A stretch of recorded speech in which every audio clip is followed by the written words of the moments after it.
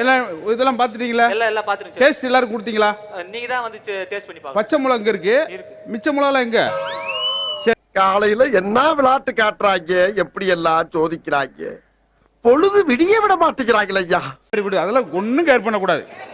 பாருங்க, அடுத்தவன் சிரிப்பான் சிரிக்கலாம் பார்க்க கூடாது, அதெல்லாம் தாண்டிட்டோம். என்னது இது எச்ச மிளகா.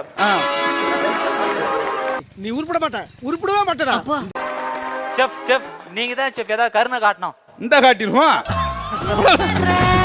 பெரிய விஷயம். தெய்வமே தெய்வமே நன்றி சொல்வேன் தெய்வமே. எங்களை வந்து ரொம்ப இலக்காரமா நினைக்கிறீங்க டீமை. இந்த ஒரு காமெடியில் எல்லாம் எந்திரிச்சு போறீங்க பாருங்க.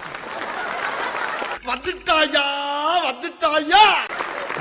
மாப்ள என்ன மாப்ள அது? பாரு மாப்பிள்ள, இப்ப தெரியாது, முடிஞ்ச பின்னாடி நீ என்ன ஆக போறேன்னு பாரு. ஐயோ சர்ன்னு போதா? மாப்ள சரோஜா ஆளை பார்த்தா டம்மி பீஸா இருக்க, பயங்கரமான ஆளா இருக்கேடா. மாப்ள இதான் மாப்ள நீ. அதான் அங்கனா மான் இங்கனா ரோசா, அதான் விஷயம். அங்க சல்மான் இங்க சரோஜா. சரி, அவ்வளவுதானே. இதை வச்சு நம்ம எக்ஸசைஸ் செய்யலாம். இது வச்சு எப்படி master? Full ups, full ups. முடியல இதுக்கு நான் ரொம்ப நேரம் தேடி போய் பிடிக்கணும் வந்த மாஸ்டர். இந்த ஆயில உடனே பினாயிலா மாத்தலாம். எப்படி மாஸ்டர்? பின்னால ஆயில வச்சோம்னா பினாயில். இது என்ன பிரமாதம்? இது விட பெசலைட் ஒண்ணு இருக்கு, கூவுடா. இது நல்ல காமெடி, உங்ககிட்ட போடுவான்னு பார்த்தேன். சரி, ஹனிமூன் போனீங்களா? போயிருக்கேன். ஹனிமூன் பார்க்கணும்னா பார்த்துங்க, ஹனிமூன். ஐயோ, இதெல்லாம் வெக்கமா இருக்கு எனக்கே பண்ண. அத வேற ஞாபகப்படுத்திட்டீங்க.